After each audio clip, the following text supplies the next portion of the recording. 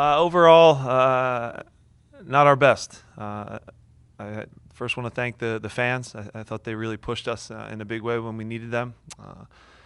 I think our roster and our talent level is too good for a performance like tonight.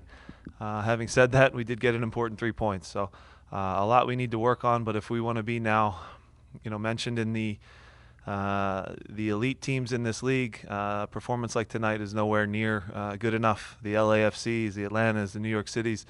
If we want to talk about them, the performance overall tonight just wasn't good enough. We weren't sharp on the ball. We seemed a bit sluggish.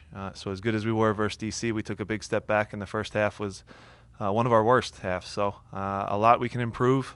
I'll take responsibility as the coach that they weren't ready to go. I give them a ton of credit for the work they put in, but I think everyone knows it was not good enough tonight. Is it just a mentality piece or taking an opponent lightly? Is it something tactical that you weren't happy about? A little bit of both? Yeah, both. Sure. You can insert any line you want, any cliche line you want. We weren't good enough with the ball. We turned it over in bad spots. Guys weren't sharp. The field's bad. It's bumpy. It's difficult, but at the same time, it's the same for both teams, and we weren't clean with our passing. It's disappointing because we had, I thought, a really sharp week of training. I thought the players looked excellent, seemed ready to go, and then we let ourselves down and have to kind of fight and scrap to get out of here with a win. So overall, just everybody can do better.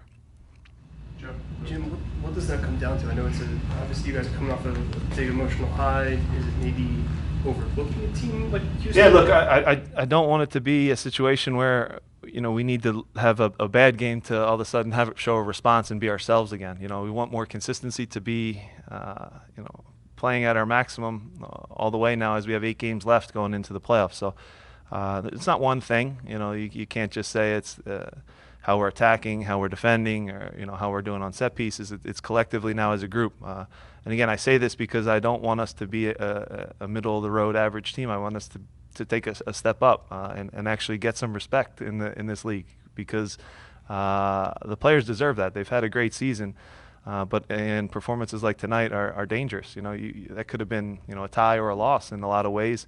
And overall, like I said, our players are too good. They've put too much work into this year to let things get away from us. Again, I'm saying this off of a win, so and a 2-game good winning streak that we have going. But again, we want to push up into the upper echelon of teams. Is there are you guys increasing in comfort at all in terms of how much you guys are able to play when maybe the other team has the ball and defending against a team that has a lot of the ball? It seemed like they did that a little bit more today, and Houston didn't have a ton of really great chances.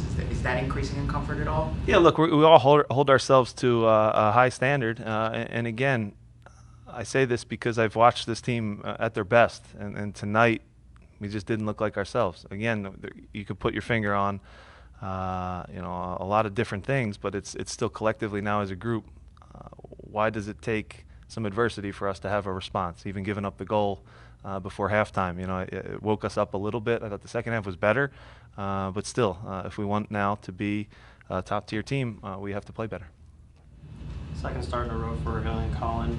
What did you think of his performance, and where is the center back competition at this point? Yes, it's a deep roster too, and having said all the negative things I've just said, we have real fights to get into our 11. We have real fights to get into our 18 now, and we have a deep team. And I can remember, even as recently as last week when we were walking out the tunnel, and Benny Olsen says to me, "Look at your bench. You have Ilsinho and Jamiro, and he goes through the names. Trusty has a ton of games, so it's like, it's very good and competitive right now, so I don't want to act like this is the end of the world or anything, but I still want to challenge my players to do better, challenge my coaching staff to do better, myself to do better. So, yes, we have 45 points, but you see how tight the Eastern Conference is, and you can see how quickly things can change in this league.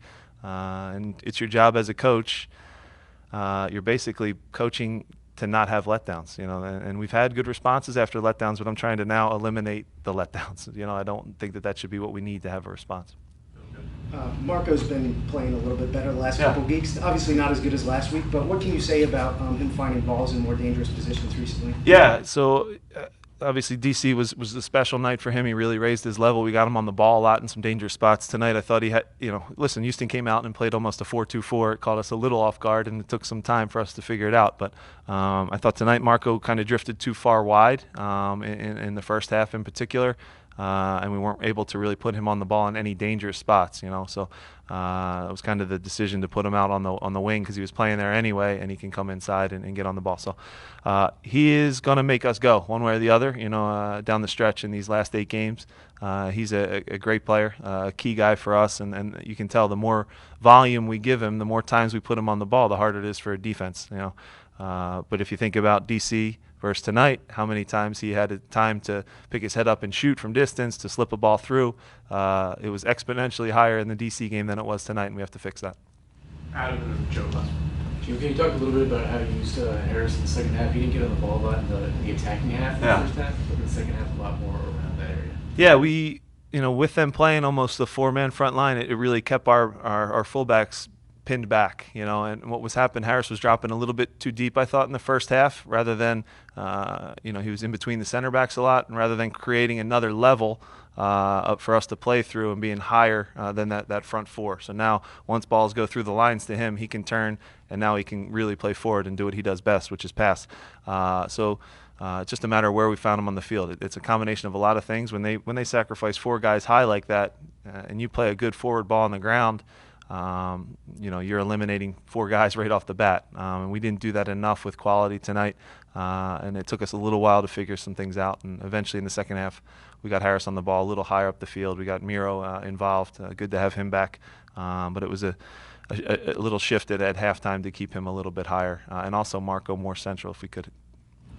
Joe, last one. Jim, what did you think from your vantage point of the 3-man midfield you used with Fabian, Jamiro, and Osinho, kind of combining? What did you see and what did you like there? Look, good soccer players recognize good soccer players. So you could see as soon as Ilsinho and Jamiro come into the game, all of a sudden it changes things, because Houston has to respect how good they are on the ball, how they will always look forward first. They make the defense drop. That gives more space for everybody. So, I thought it changed the game a little bit, and it made Houston drop a lot deeper. And they weren't able to even get guys forward on the counter, because now you have to accommodate. You have to double team Ilsinho, or you have to, double team Jamiro, and that opens up little 2v1s for us. So those guys have quality, Marco as well, and when they get combining, it's fun to watch. We were just a little off tonight, I think, in all areas, though. Thanks, Jim. Thanks, everyone. We'll go to the locker rooms now.